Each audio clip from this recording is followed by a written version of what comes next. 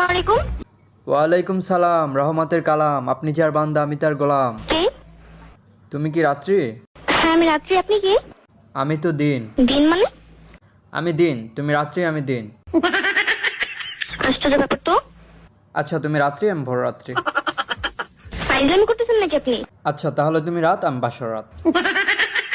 বলবেন আপনি কে? আমি তো তুমি। কেমন আছো তুমি?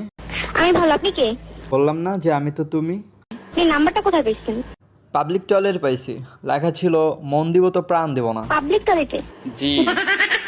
ও, আমার নাম্বার আজকাল পাবলিক টয়লেটে পাওয়া যায়? কেন, তোমার নাম্বার কি প্রাইভেট টয়লেটে থাকে?